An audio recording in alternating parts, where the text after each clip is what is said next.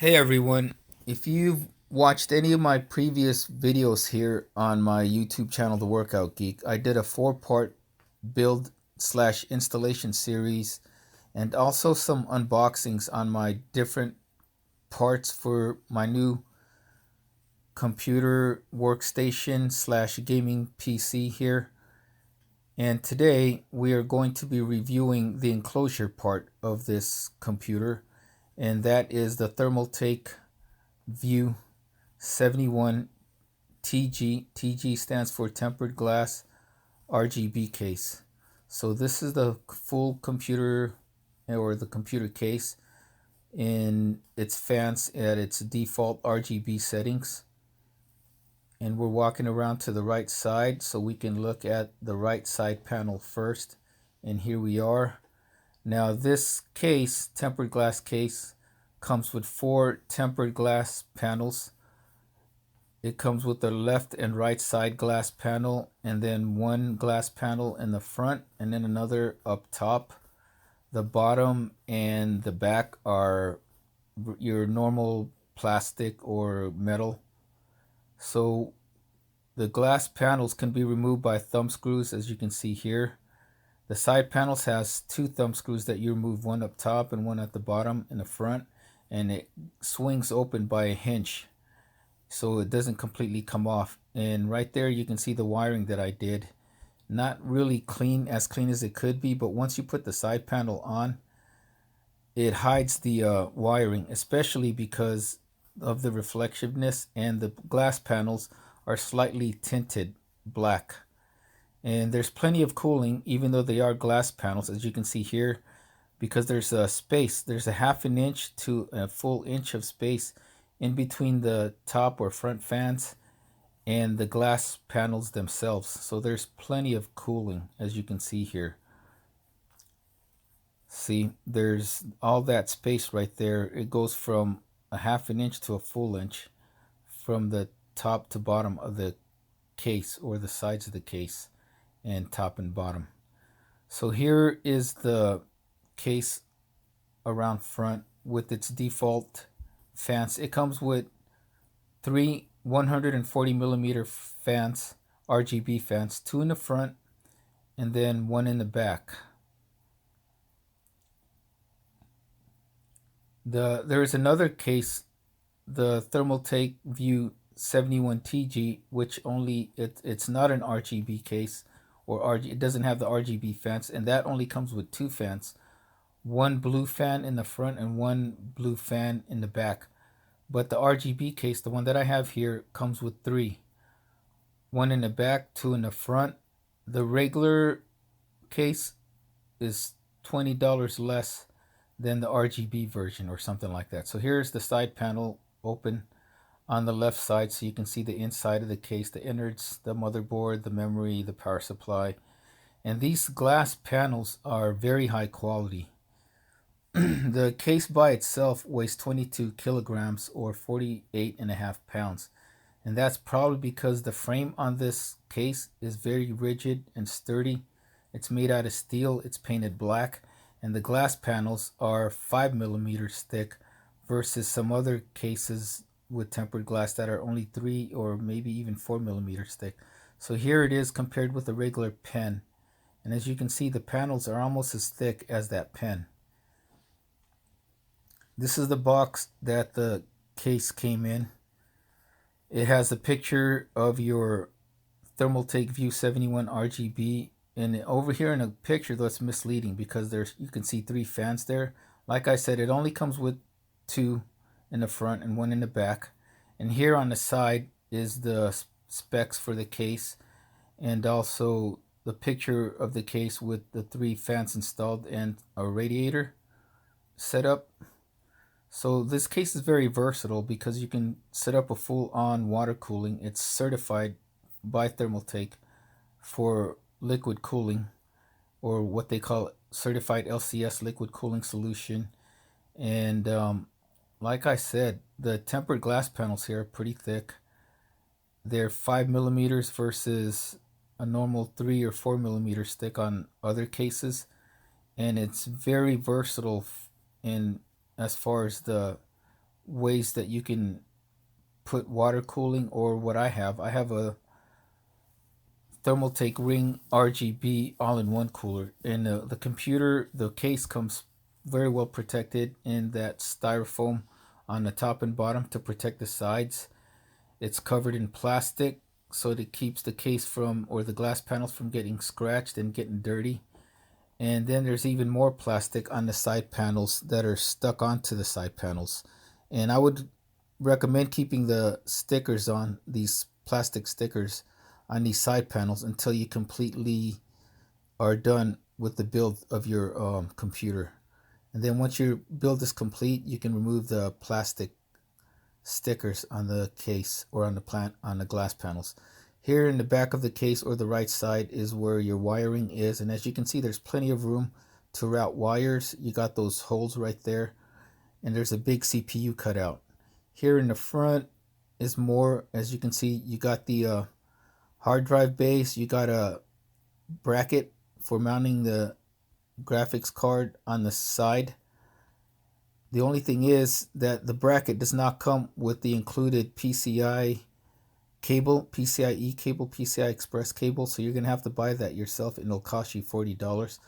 And also, if you mount your video card on the side, it doesn't cool as well. Here is a better look of the case on the inside with the thumb screws for the PCI cards. And right here, I was pleasantly surprised because the case already comes with the motherboard risers already installed by default. If you have a normal ATX case, or normal ATX motherboard, or a micro ATX motherboard, this case, as you can see, it takes up to an extended ATX motherboard, and they're properly lettered: M for micro, A for regular ATX, and E for extended ATX motherboards.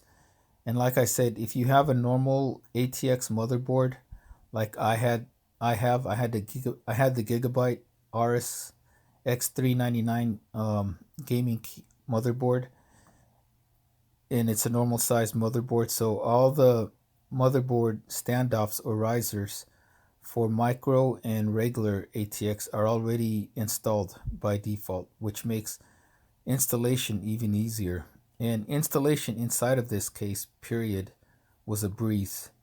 There is plenty of room everywhere to install all your parts. And normally what I do is I put all the parts to my motherboard, the memory and all of that stuff on, I install that outside of the case, and then afterwards I'll put the motherboard inside of the case once all the memory and the CPU and everything is installed. And then after that, I'll put the graphics card and the rest of the components inside of the case. But like I said, installation is a breeze. You have all this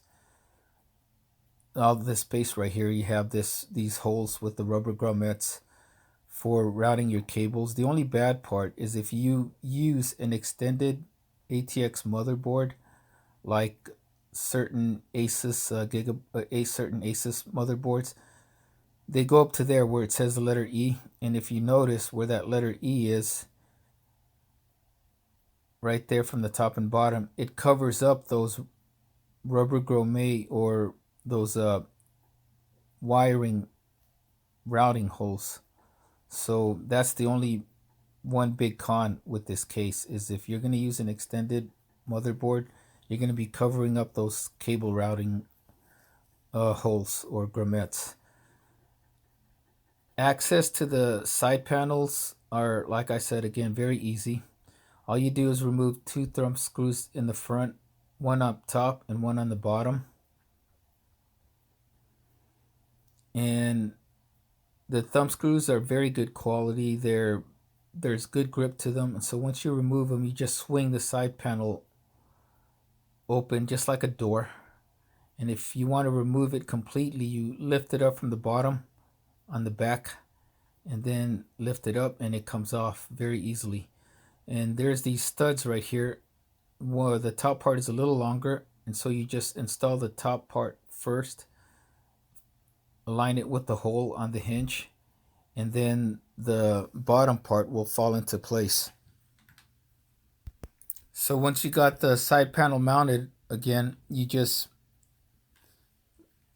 reinstall the thumb screws, put them back on, top to bottom or bottom to top, doesn't matter. It's like I said, they're fairly easy, and installation and getting access to your parts is pretty much toolless, which is always a plus.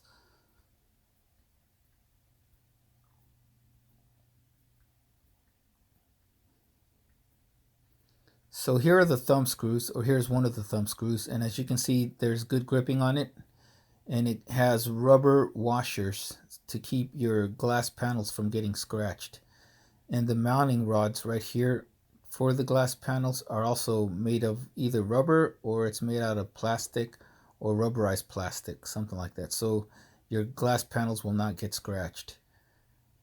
Here we are taking a look at the inside with all my parts installed, and as you can see, I'm not using my hard drive base or hard drive trays, so I have very lots of room, very roomy inside of this case.